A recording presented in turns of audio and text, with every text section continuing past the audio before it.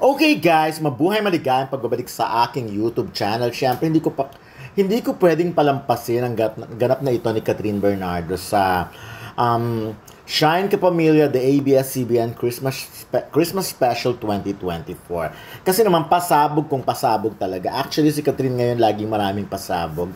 Lagi siyang maraming ginugulat, binubulaga. Although, somehow nakita rin na rin natin tong part na to ng kanyang personality. But this time talagang pwedeng sabihin na bigay todo. Talagang natutuwa ako sa transformation or parang sa pagbabago ng pananaw ni Catherine sa kanyang career. Kumbaga ba, ito na talaga yung career. Kung dati siguro, of course, seryoso rin naman siya. Pero this time, talagang lahat ina-explore niya. Lahat sinusubukan niya. At talagang kahit yung mga buwis buhay na production number, although may mga nagawa rin siya noon, pero ito talaga yung mga talagang nararamdaman mong ine-enjoy niya. Ito yung mga tipo ng sitwasyon na pag binibigay sa kanya, parang hindi niya na tinatanggihan. Ito talagang inaaral niyang mabuti. And look at her now. Kaya talagang namang makikita mo ngayon, trending. Bukod sa kanyang lumulutang, nangingibabaw ng sex appeal. Ayan nga yung ganyang performance. So, at saka kita mo, no, ang maganda si Catherine even before, pero kaya lang iba yung iginanda niya ngayon. Because nakikita ko sa face niya yung kakaibang glow eh. Yun ang napapansin ko. Oh, of course, maraming beses ko nang nakita si Catherine face to face pa, malapitan, may mga picture pa kami. Pero this time talaga, ang masasabi ko lang, ito na siguro yung era na super ganda talaga siya. Kahit yung katawan niya, alagang-alaga niya, yung talagang, eto yung yung sinasabi talagang yung love yourself. Talagang this time, makikita niyo naman diba? Bonggang-bongga. Kaya naman sabi nga, ang reaction ng mga tao talagang pinainit ng gusto ng box office queen ng Philippine cinema ang dance floor ng Araneta Coliseum. Talaga naman totoong-totoo naman 'yun. At kahit sino naman yung nakakita, talaga na-amuse sila. Ang dami-dami pang pwedeng i-offer ni Catherine, hindi lang of course aside from acting, dahil sa acting naman kasi marami na siyang napatunayan at hindi na questionable yon. Like for example, ang dami-dami niya ng awards na natanggap. Actually sa amin nga lang sa Edis may mga awards na siya, 'di ba?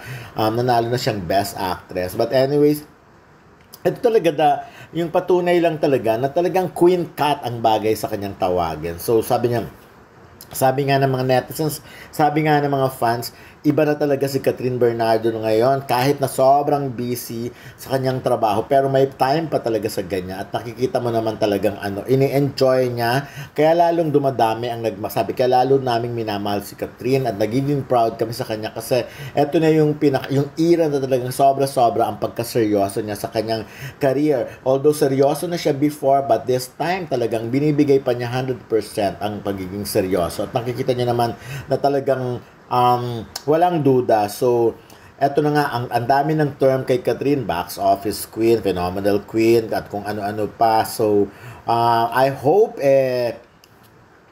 makagawa pa rin talaga ng I hope makagawa pa rin talaga ng mga panibagong pasabog, panggulat, pambulaga talaga si Catherine Bernardo sa atin. Kasi syempre, ang dami nating ina-expect. Ako nga, like for example, although that, even before, sinasabi ko naman, nakikita talaga ang movie nilang Hello, Love Again ni Alden Richards. Pero hindi ko naman super ina-expect na mag-exceed talaga sa expectations ko. Yung talagang sobra-sobrang nalampasan. So, laging ganun eh. Sabi nga, ito yung typical na talaga, yung nilagpasan yung expectations mo.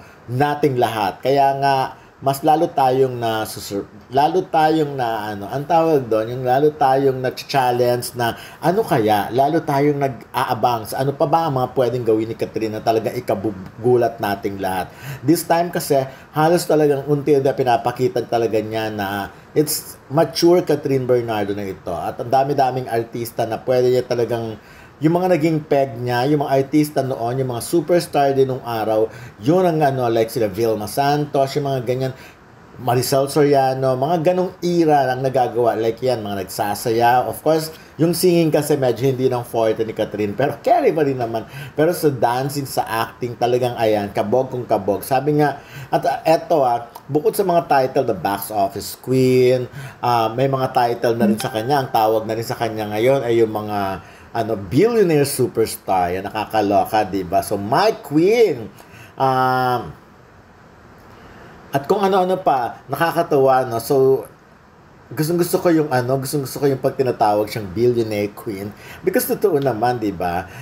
Yan, of course, sa mga nakikitang ito, ay laging nami-mention, laging natatag si Alden Richards. Sabi nga, ito raw, laging sinasabi, ito talaga ay ideal woman ni Alden Richards. Kaya nakakaaliw, no? Lahat ng ganap ni Catherine Bernardo, kahit saan pa man. Katulad dito, sa Araneta Coliseum, Facebook page mo ito makikita. Pero, yun na, yeah, again, yung video na ito ay sa Araneta Coliseum at hindi ko lang talaga mapapalampas ang sarili ko pag hindi ko siya nagawa ng vlog. But anyway, ayun na nga, laging nakatag pa rin si Alden Richards. And I'm sure naman nakikita ni Alden lahat-lahat yan. Ano? At ako, dahil si Alden naman, sayang nga lang, syempre, dahil wala siya dyan at hindi niya maalalayan ang kanyang joy, ang kanyang Marie, diba? Alam naman natin si Alden, especially pag mga ganyan ang outfit ni Catherine, talagang todo alalay agad siya, todo takip agad siya ng mga bagay-bagay. Pero, at ako naman, nakikita ko naman na ina-enjoy naman ni Catherine. But again, sa mga ganitong parts, talagang hindi lang yung mga batang fans, hindi lang yung mga babaeng fans, hindi lang yung mga matatandang fans, kundi